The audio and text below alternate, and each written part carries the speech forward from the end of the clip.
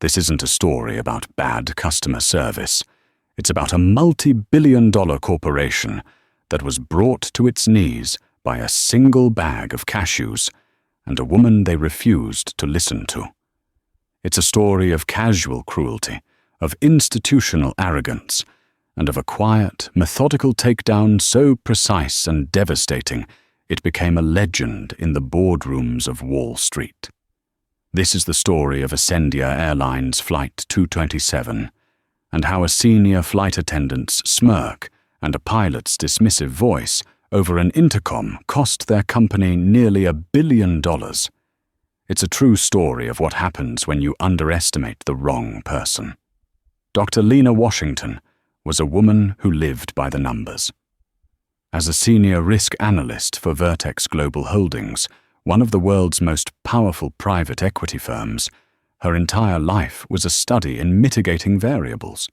She forecasted market fluctuations, stress-tested corporate infrastructures, and could spot a fatal flaw in a balance sheet from 1,000 yards away. Her mind was a fortress of logic and contingency plans, and she applied the same rigor to her personal life.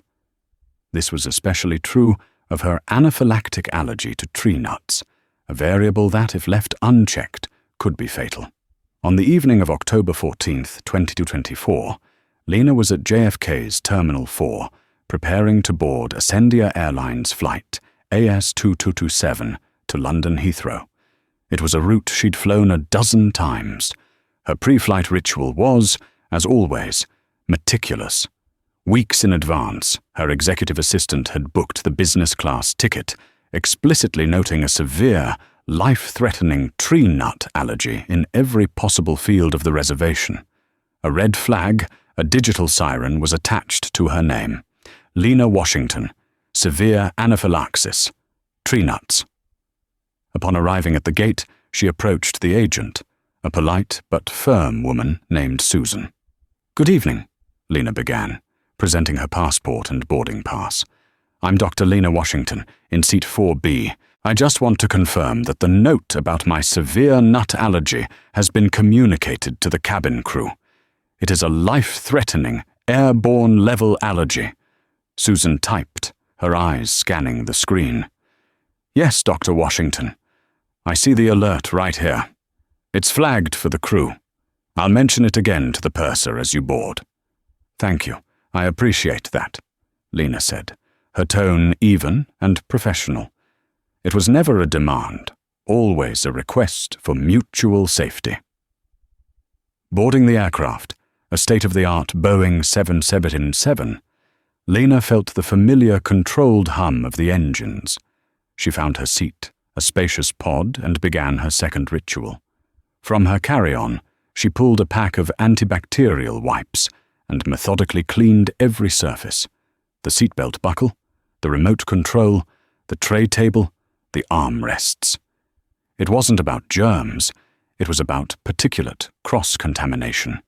A person who had eaten nuts and touched the armrest could, in theory, trigger a reaction. It was a low probability, but Lena didn't deal in probabilities. She dealt in eliminating them. As passengers settled, the senior flight attendant for the business class cabin made her way down the aisle. Her name tag read Brenda.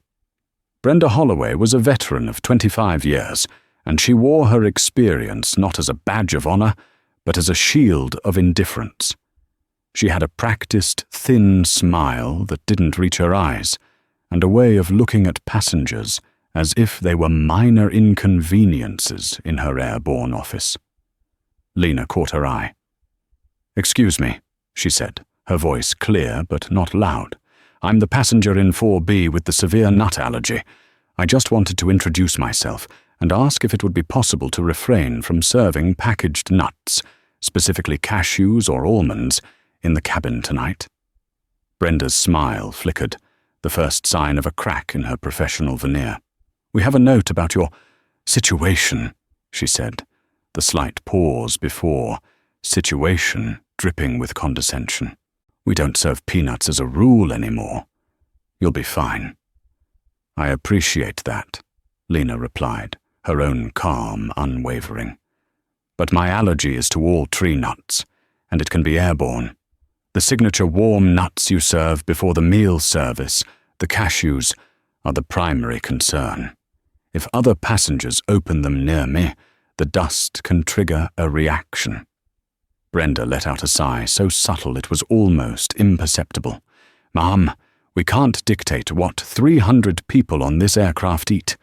We'll offer you a different snack, of course, but we can't change our entire service for one person." "I'm not asking you to change the entire service," Lena clarified, her patience a steel rod. "I'm asking for a reasonable accommodation, which your own airline's policy allows for, to not distribute bags of the highest risk allergen on this specific flight. A simple announcement asking for passenger cooperation is often standard practice." Brenda's eyes narrowed. The polite mask was gone, replaced by a look of sheer annoyance.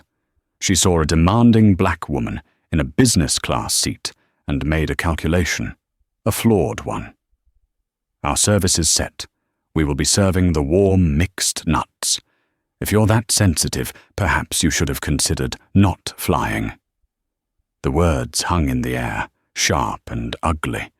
The insult was twofold, a dismissal of a legitimate medical condition and a clear suggestion that she, Lena, did not belong here.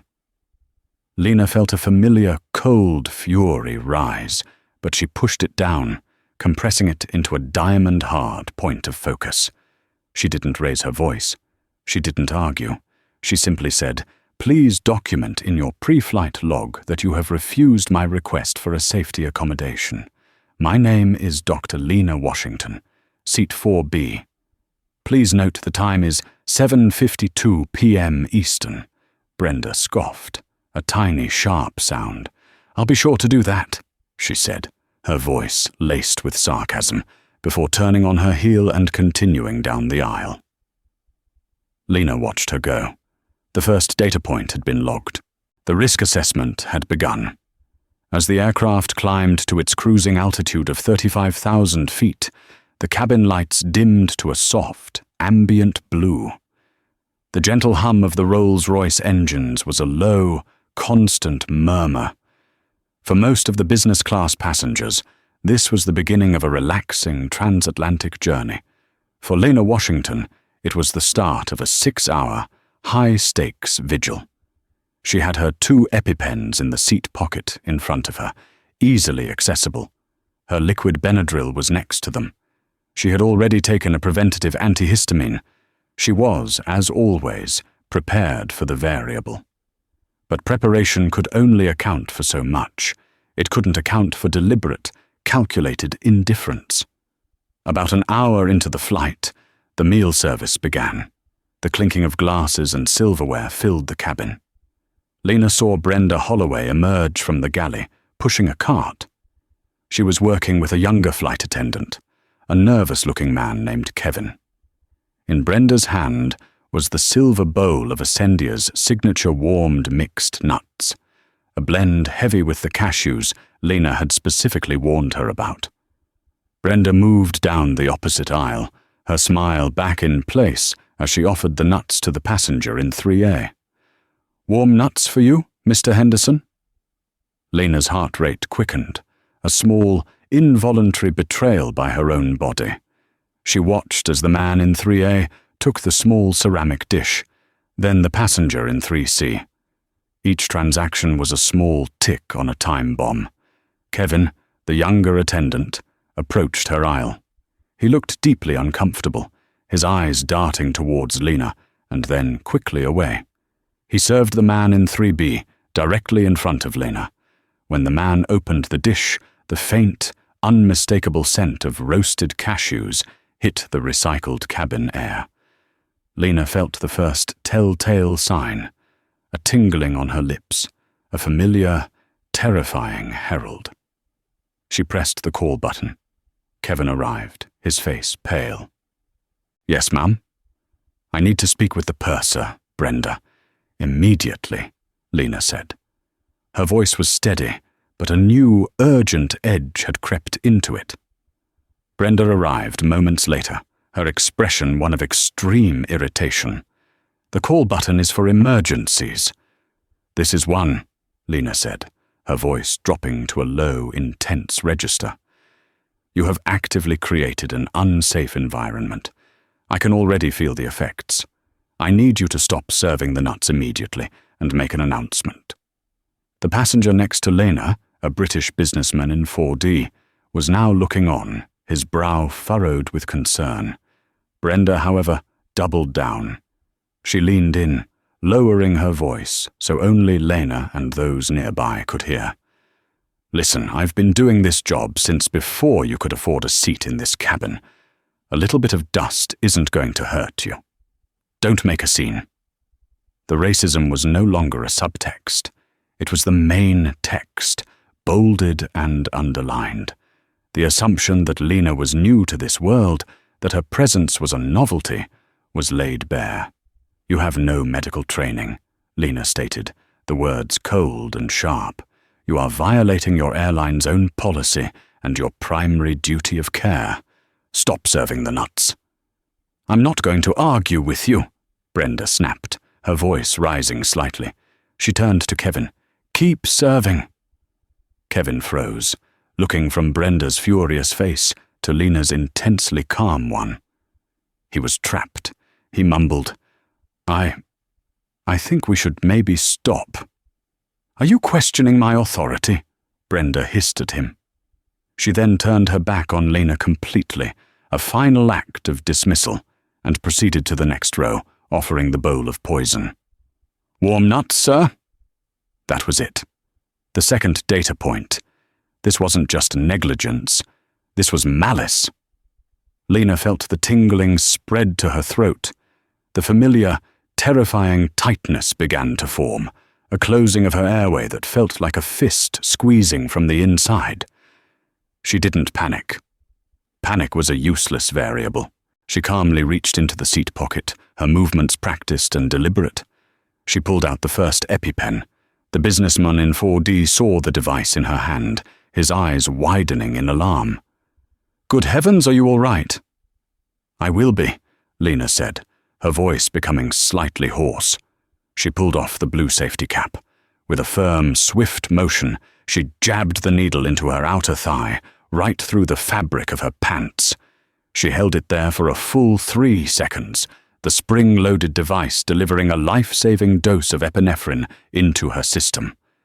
The effect was almost immediate.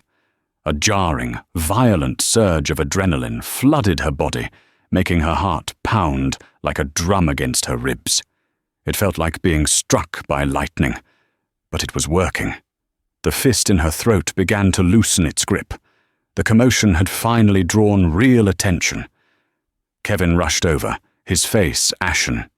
Brenda, seeing the EpiPen, finally seemed to grasp the reality of the situation, though her expression was one of annoyance rather than concern. "What did you do?" she demanded, as if Lena had done something wrong. "I administered my emergency medication," Lena rasped, her breath still shallow. "Because you failed to do your job. Now get the pilot. Inform him you have a medical emergency on board, that a passenger has gone into anaphylaxis due to airborne allergens served against direct warning. And you will log this. You will log every single word." Brenda stared, momentarily speechless.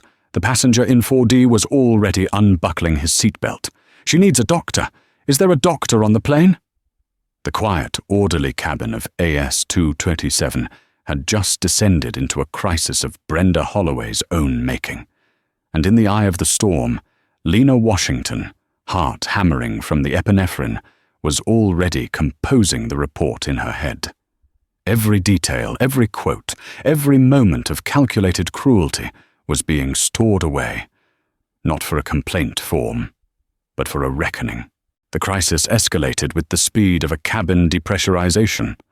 Passengers were now openly staring, their conversations silenced. Kevin, the junior attendant, was trying to be helpful, fetching a bottle of water and an oxygen tank, his hands trembling.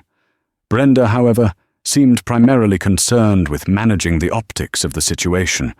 Her tone was no longer just dismissive. It was defensive, accusatory. "We need to keep this calm," she said loudly, directing her words more to the other passengers than to Lena.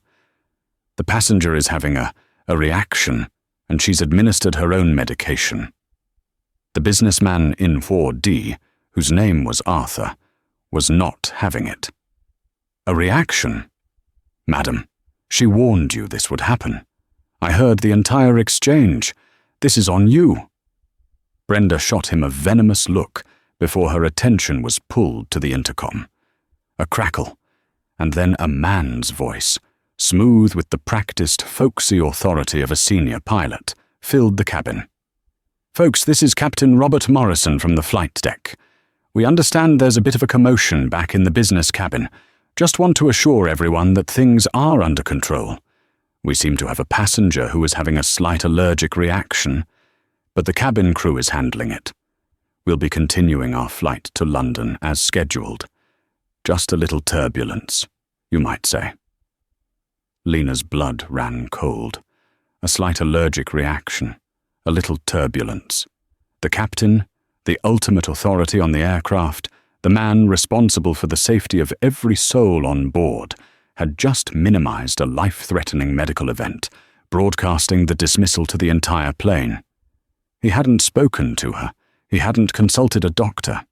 He had taken Brenda's sanitized, self-serving report at face value and relayed it with a condescending chuckle in his voice. This was the third and most critical data point. The negligence was systemic. It went all the way to the top. Lena, still shaky from the epinephrine but with her airway clear, spoke, her voice raspy but firm. "Get him on the radio. Now." Brenda balked. "The captain is busy flying the plane." "The plane where a passenger just had to prevent her own death due to staff negligence?" Lena countered, her eyes locking onto Brenda's. "The FAA will be very interested to know why the captain failed to follow protocol for an in-flight medical emergency. That protocol requires him to speak directly with the affected passenger or a medical professional. Get him on the radio." Her use of the acronym FAA was a precision strike.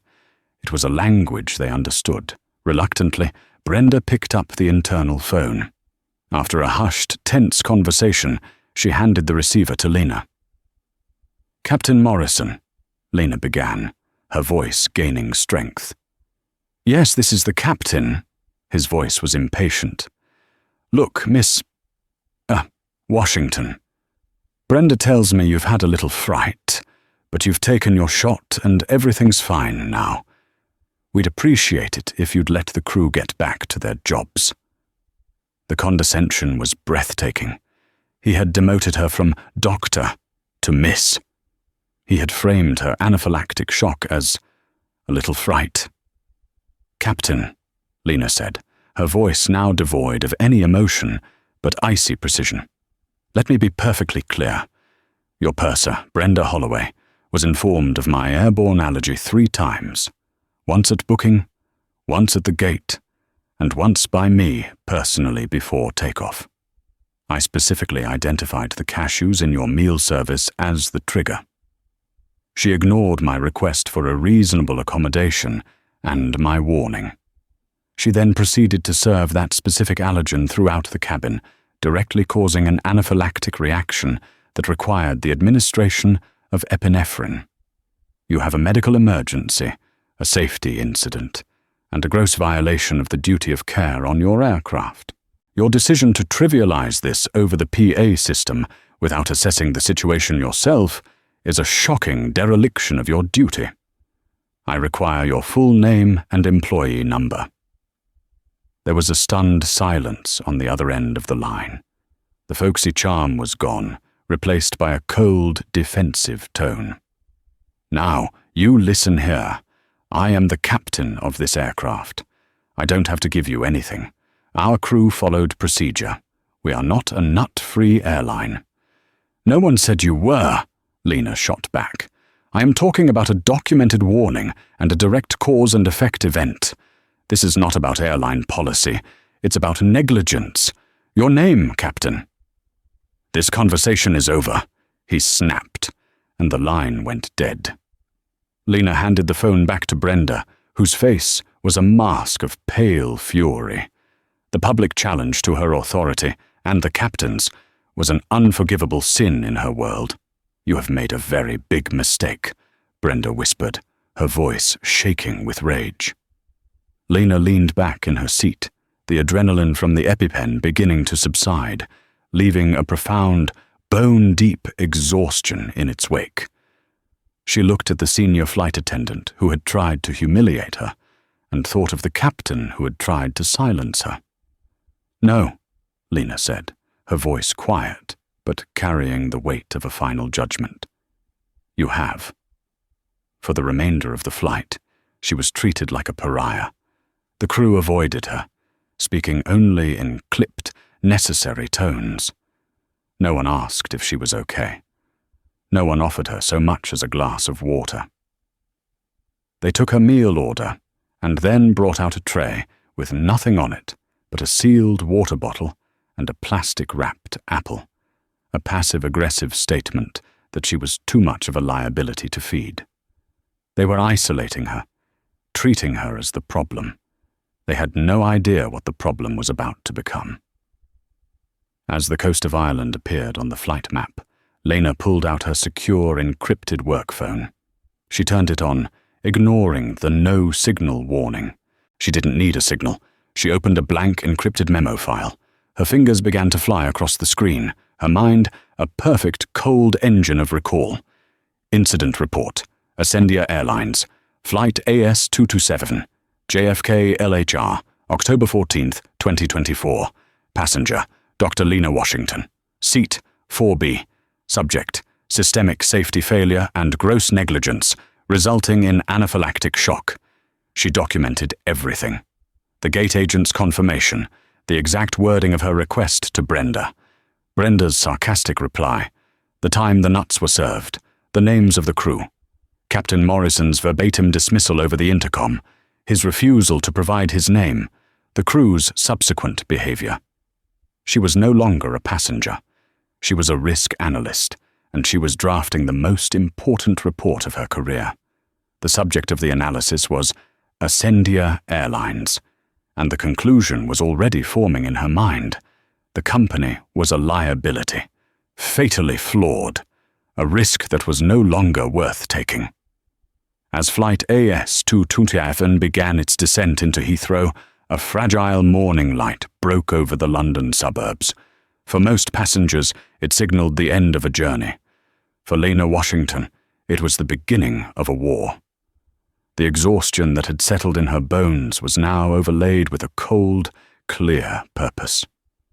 The emotional response, the fear, the humiliation, the anger, had been processed and filed away. Now, only the logical, operational imperative remained. The moment the plane's wheels touched the tarmac, she enacted her protocol. While the other passengers were gathering their belongings, she was on her work phone, which had now connected to the local network. Her first call was not to a complaints department, but to the London office of Vertex Global Holdings. "This is Lena Washington, Code 7 clearance," she said to the head of security, who answered the emergency line. "I'm on the ground at Heathrow Terminal 2. I need a secure car to HCA at the Shard, and I need you to inform them I'm coming in as an emergency observation case for anaphylaxis. The charge code is Executive Mandate." "Understood, Dr. Washington. Car will be at the arrivals hall in 15 minutes. HCA is alerted." Her second action was to send a short, encrypted message to her direct superior, the Chief Risk Officer of Vertex, a formidable man named David Chen. "David, incident on AS227. Medically stable. Full report to follow. Pull all preliminary briefs on Project Ascension. Trust me." LW. Project Ascension was the internal code name for the deal Vertex was currently structuring with Ascendia Airlines.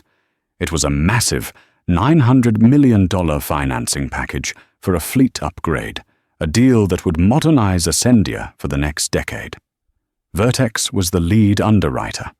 Lena herself had been flying to London for the final due diligence meetings. The irony was so thick it was almost suffocating. As she deplaned, she made a point of walking past Brenda Holloway, who stood at the door with a forced smile plastered on her face. Lena met her gaze for a brief second. There was no anger in her eyes, just a look of detached professional assessment. It was the look she gave a failing company just before recommending a short sell. Brenda flinched, looking away first. In the arrivals hall, a discreet driver was waiting with a small sign bearing a Vertex corporate logo. He whisked her away, not to her hotel, but directly to the private hospital clinic located in London's tallest skyscraper. There, she was immediately admitted, her vital signs were checked, and she was placed under observation. A standard precaution after using an EpiPen, as a second, or biphasic, reaction can occur hours later. Sitting in the sterile, quiet hospital room with a view over the sprawling city, Lena finally opened her laptop. The report she had drafted on the plane was refined. She added the post-flight details, the crew's shunning, Captain Morrison's failure to have paramedics meet the flight, a clear violation of protocol.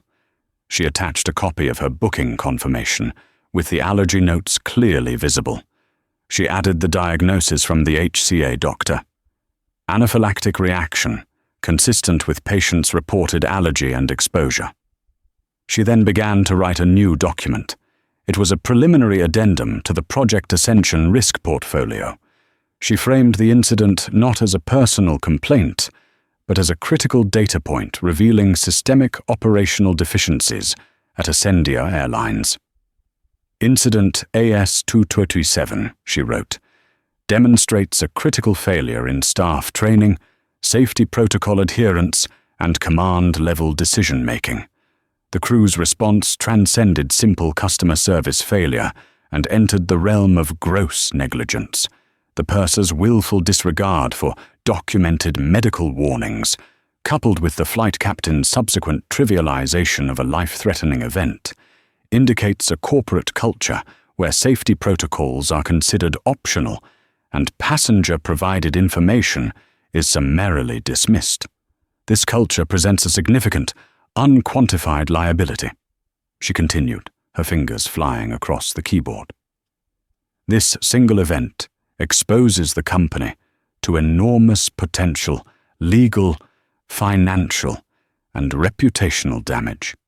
If the passenger had not been equipped to self-administer medication, the outcome could have been a fatality, resulting in a wrongful death lawsuit, an immediate FAA-ESA investigation, and a catastrophic loss of public trust. The fact that the crew's negligence created this near-miss scenario suggests that their internal risk management and training procedures are fundamentally inadequate. The risk is not that this happened once, the risk is that the system allowed it to happen at all. She concluded the addendum with a stark recommendation. Recommendation: a full, immediate halt to the Project Ascension financing, pending a ground-up investigation into Ascendia's operational safety culture and training protocols. The current risk profile of this investment must be considered unacceptably high. She saved the document. She didn't send it yet. This was the opening salvo, and timing was everything. She would wait for Ascendia to make the first move. She knew they would have to file a report. She also knew, based on the behavior of Brenda and Captain Morrison, that the report would almost certainly be a work of fiction designed to protect themselves. She would let them build their scaffold of lies, and then, with a single email, she would kick it out from under them. Lying in the quiet hospital bed, the city lights beginning to twinkle outside, Lena wasn't a victim. She was a strategist. The board had been set. The pieces were in motion, and Ascendia Airlines had no idea they were already in check. 3 days passed. Lena was discharged from the hospital after 24 hours of observation, the doctors confirming she was stable. She worked from her suite at the Corinthia Hotel, rescheduling her London meetings and informing her team that the due diligence on Project Ascension was on a temporary, non-negotiable hold. Her boss, David Chen, a man who trusted Lena's judgment implicitly, had simply replied to her initial message with, "Understood. Standing by." Lena knew the corporate machinery at Ascendia Airlines would be grinding slowly. An incident report, even one as serious as this, had to work its way through layers of bureaucracy. She gave them 72 hours of silence. It was a calculated move. It allowed them time to craft their narrative, to align their stories, to build their defense on a foundation of falsehoods. On Thursday morning, London time, she made her first official move. It was not an angry phone call or a scathing social media post. It was a quiet, formal email, sent from her personal account, a wolf in sheep's clothing. To customer.relation@ascendiaair.com. Subject: formal complaint and request for incident report, Flight AS2227, OCT 14. Dear Ascendia, Customer Relations, I am writing to file a formal complaint regarding a medical incident on Flight AS227 from JFK to LHR on October 14, 2024. My name is Dr. Lena Washington. I was the passenger in seat 4B. Due to the negligence of the cabin crew, specifically the business class purser, Brenda Holloway, I suffered an anaphylactic reaction mid-flight that required emergency medical intervention. I am requesting a complete and unredacted copy of the official incident report filed by the crew and Captain Robert Morrison. I await your prompt response. Sincerely, Dr. Lena Washington. The email was deliberately simple. It gave them just enough information, but withheld the bombshell of her professional identity. She was presenting herself as any other passenger. She wanted to see their standard operating procedure for handling a serious complaint from someone they perceived as powerless. The response came 48 hours later. It was a masterpiece of corporate deflection, a template email sent from a no-reply address, signed by a faceless, senior customer care advocate. Dear Ms. Washington, thank you for contacting Ascendia Airlines. We are sorry to hear that your experience on Flight AS2227 did not meet your expectations. We have reviewed the cabin log for your flight. The report notes that you expressed concern about our snack service, and that you later felt unwell and administered your own medication. The crew reported that they monitored your situation and that you appeared to be stable for the remainder of the flight. While we regret any discomfort you experienced, our cabin crew are not medical professionals and must adhere to the standard service protocols set for all passengers. Furthermore, Ascendia Airlines cannot guarantee a nut-free environment. As a gesture of goodwill, we would like to offer you a $300 travel voucher for a future flight with us. We consider this matter closed. Lena read the email twice. Her face was impassive, but inside a cold satisfaction bloomed. It was exactly what she had predicted, only more damningly stupid. They had lied, blatantly. Expressed concern instead of gave repeated warnings of a life-threatening allergy. Felt unwell instead of went into anaphylactic shock. Crew monitored your situation instead of crew ignored, ostracized, and withheld service from you. They had demoted her from doctor to Ms. House again, and they had the unmitigated gall to offer her a $300 voucher to fly with them again. To consider the matter closed, they had handed her the rope. She saved the email as a PDF. She then forwarded the entire chain, including her initial polite request and their dismissive, factually incorrect response to her work email account. It was time to take off the gloves. She opened a new draft. This one was different. It was sent from her official Vertex Global Holdings email address, washingtonivzyartod.com. The address alone was enough to give a corporate lawyer heart palpitations. The recipient list was a carefully curated kill list. 2. Jonathan.colliasendiaair.com, CEO, Ascendia Airlines, legal.deputyascendiaair.com, investor.relations.ascendiaair.com, ccdavid.shenavgh.com, CRO, Vertex Global Holdings, entire executive board of Vertex Global Holdings. Subject, urgent, formal notice of gross negligence and systemic safety failure on flight AS227. Pending review of Project Ascension, 900 metros financing, and VGH corporate account, 50 minnetos annum. The subject line was a corporate declaration of war. The body of the email was brutally efficient. Mr. Cole, my name is Dr. Lena Washington. I am the Senior Risk Analyst for Vertex Global Holdings, who was the passenger in seat 4B on your flight AS2227 on October 14th, 2024. I am also the lead analyst for Vertex's due diligence on the Project Ascension fleet financing package. Attached to this email, you will find 1. My initial complaint to your customer relations department. 2. Their factually inaccurate and insulting response, which I must assume is the official position of Ascendia Airlines. 3. My full, detailed, time-stamped report of the events that transpired on AS227, including the direct quotes from Purser Brenda Holloway and Captain Robert Morrison. 4. My admission and discharge summary from the HCA hospital in London, confirming the diagnosis of anaphylaxis. Your company's official report is a fabrication. Your crew's actions were not a simple customer service lapse. They were an act of gross negligence that actively endangered a passenger's life. Your captain's response was a dereliction of his command duties. Your corporate response was a stonewalling tactic designed to silence a victim. What you believe to be a passenger complaint is, in fact, now a primary data source for my risk assessment of Ascendia Airlines. This incident reveals a terrifying deficit in your safety culture, a lack of accountability, and a systemic rot that extends from your cabin crew to your flight deck, and apparently to your corporate offices. As of this moment, I have placed a hold on the Project Ascension financing. I am officially recommending to the Vertex board that we withdraw as underwriters due to unacceptable operational and reputational risk.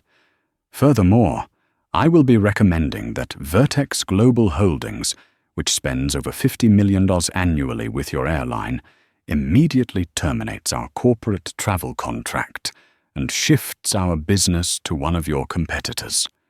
I have copied my executive board on this communication. I expect you will want to treat this matter with the seriousness you have so far failed to demonstrate. Sincerely, Dr. Lena Washington, Senior Risk Analyst, Vertex Global Holdings. She hit send. Across the Atlantic, in Ascendia's gleaming Chicago headquarters, an email landed in the inbox of CEO Jonathan Cole. He was in a board meeting, discussing quarterly growth. His phone buzzed. He glanced at it, saw the subject line, and the blood drained from his face. The stone wall had just been hit by a wrecking ball. For Jonathan Cole, the CEO of Ascendia Airlines, Dr. Washington's email was not a wrecking ball.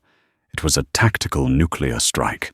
He excused himself from the board meeting, his face a pale mask of panic, and retreated to the soundproofed sanctuary of his corner office.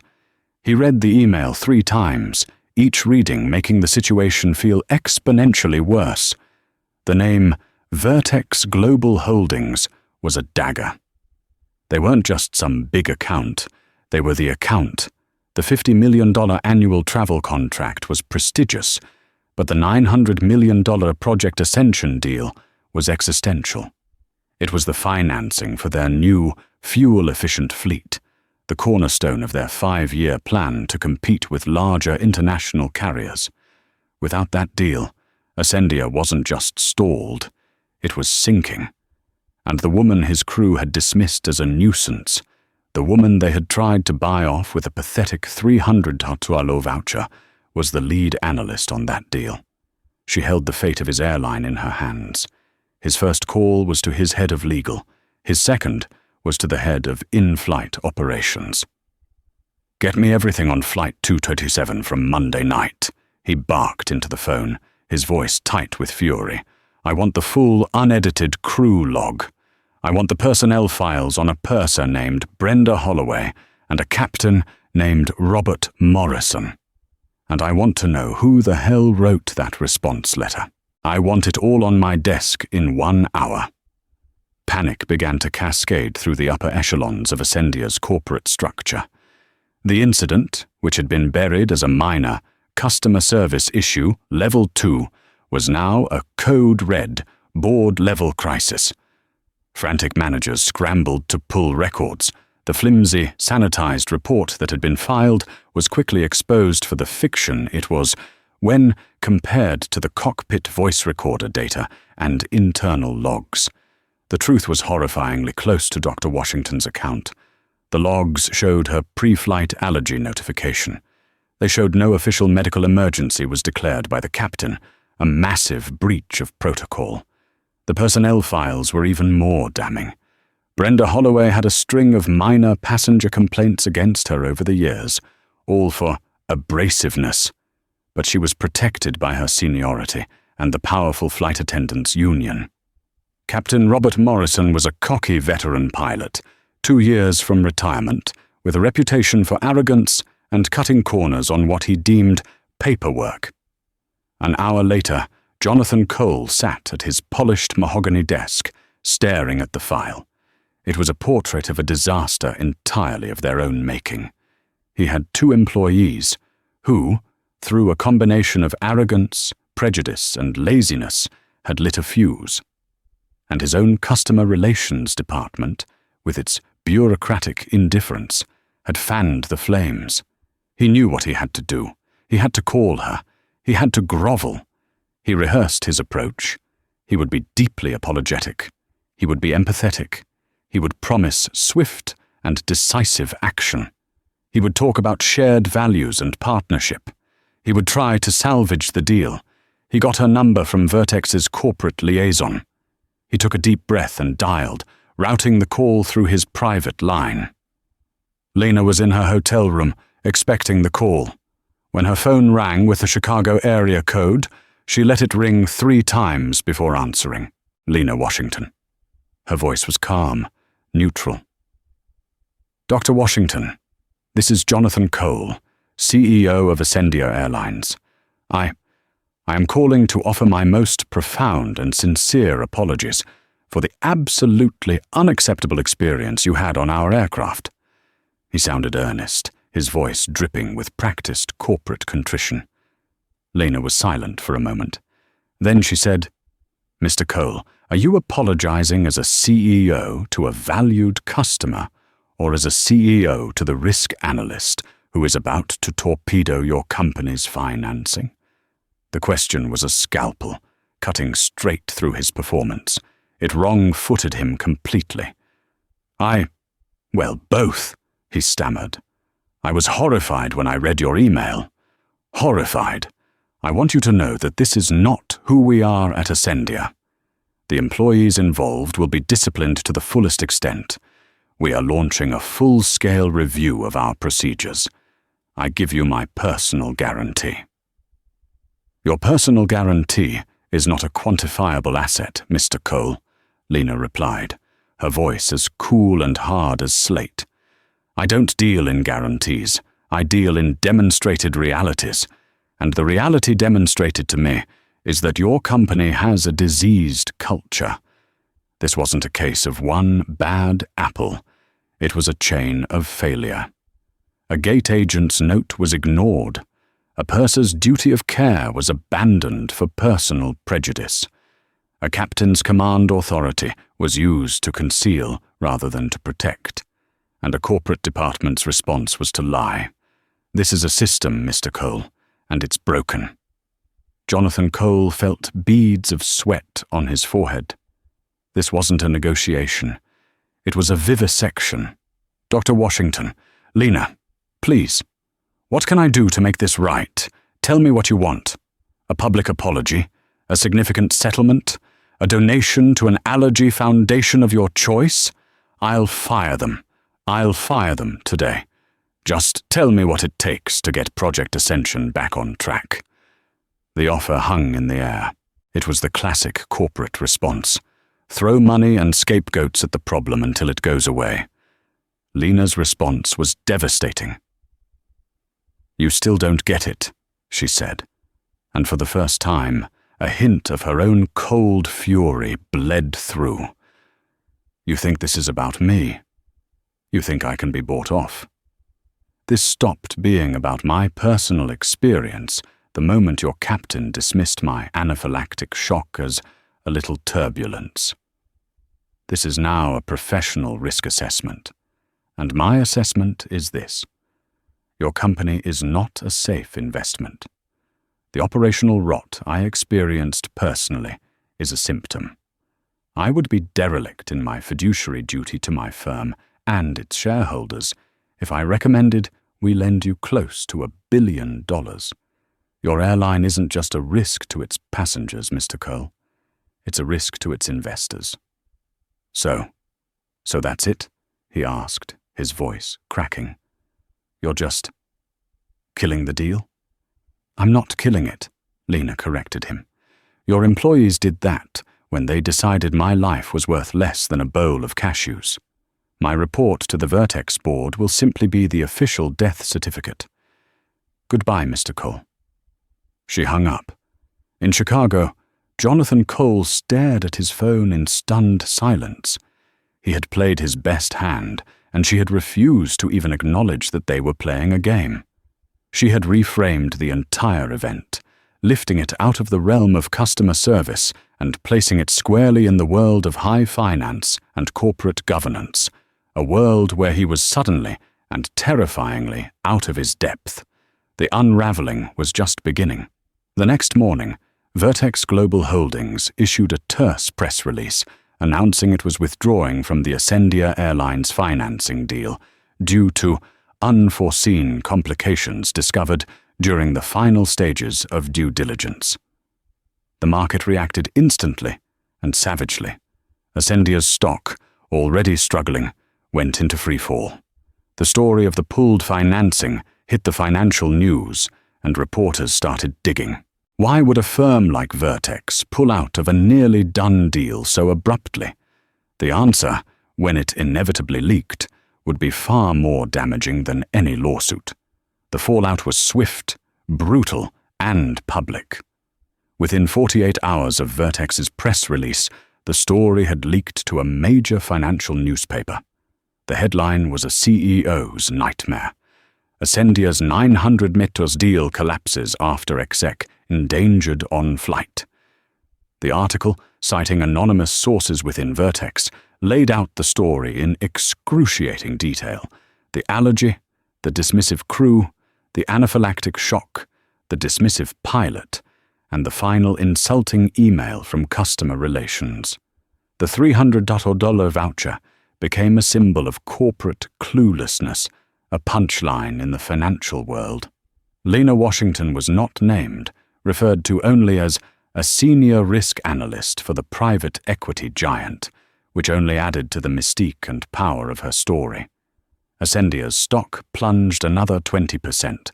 The company lost over $500 million in market capitalization in a single week.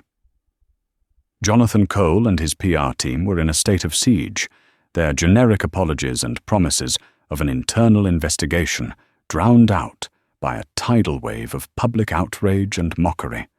Rival airlines began aggressively targeting Vertex Global Holdings, offering sweetened deals to poach their massive corporate account. For the individuals who had caused the crisis, the reckoning was personal and severe. Brenda Holloway was summoned to a meeting at Ascendia's JFK operations base. She walked in expecting a slap on the wrist, perhaps a mandatory retraining session. She still believed she was the victim of an overly demanding litigious passenger. She was met by the head of in-flight services and 2 stone-faced lawyers from the corporate office.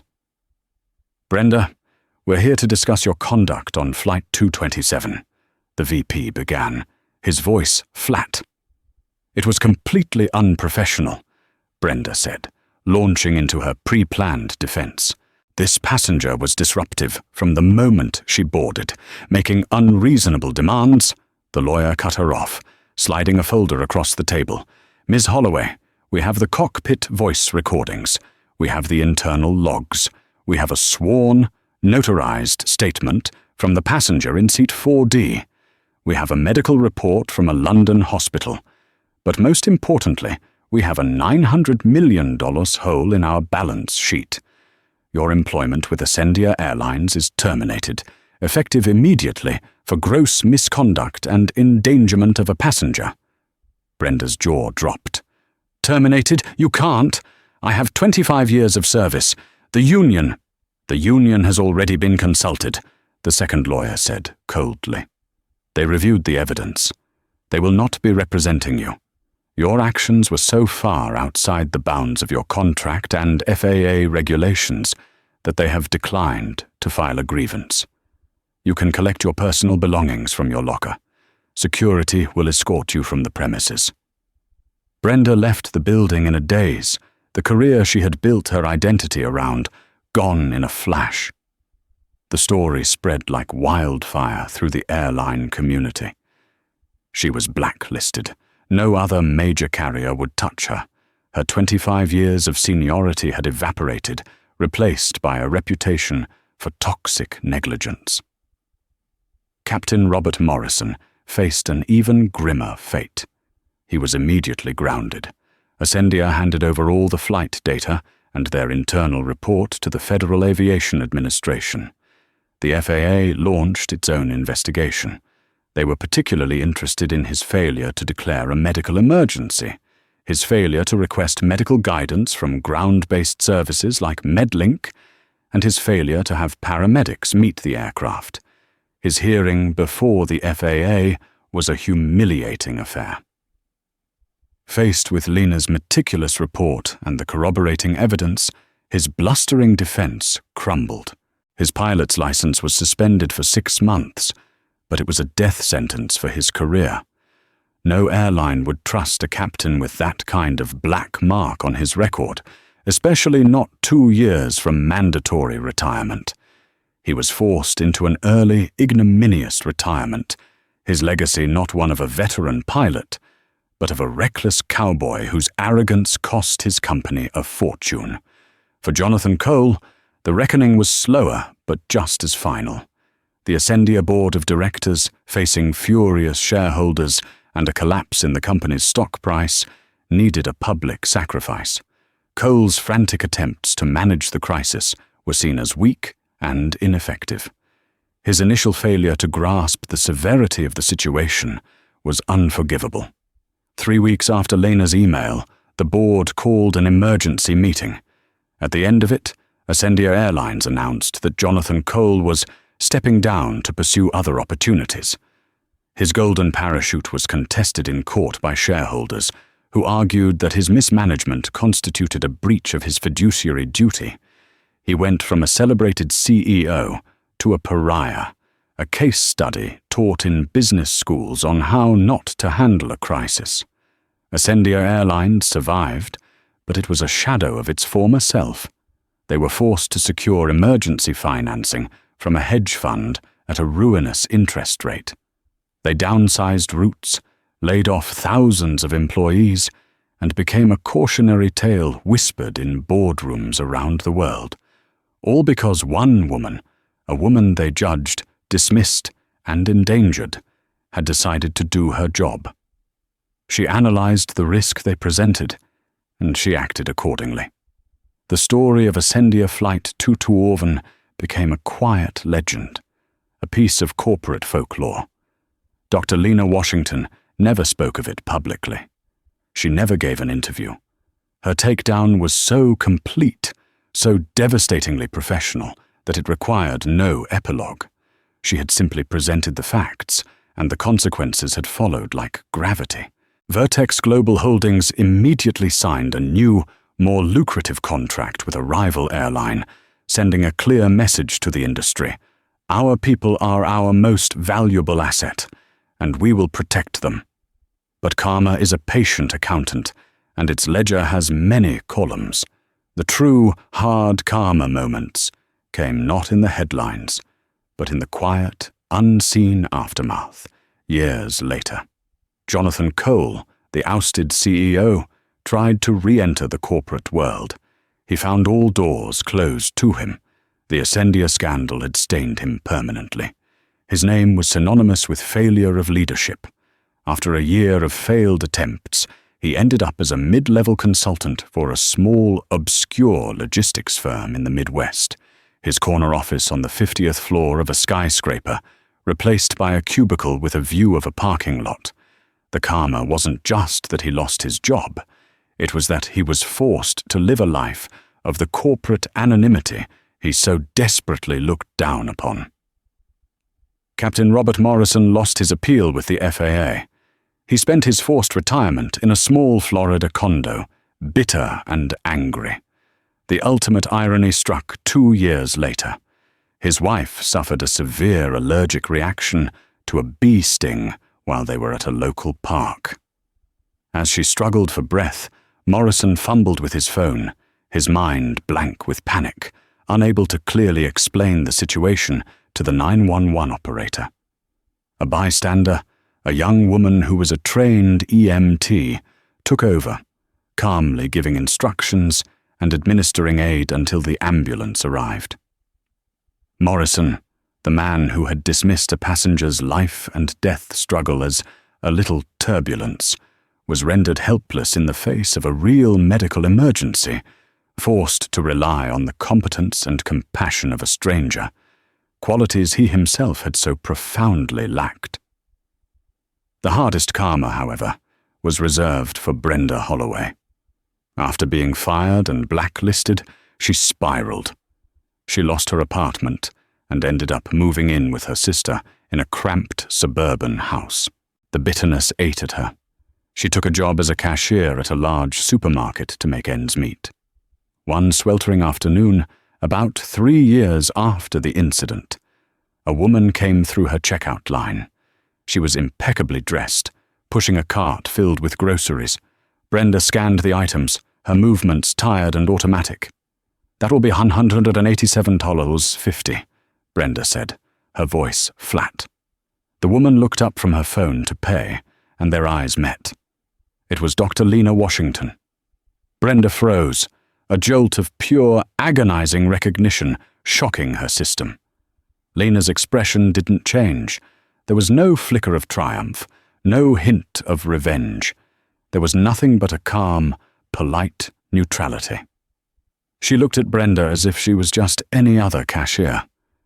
Lena tapped her credit card, the machine beeped, and she began to bag her own groceries. Brenda, her voice a choked whisper, couldn't stop herself. Do you remember me?" Lena paused, her hands holding a carton of oat milk.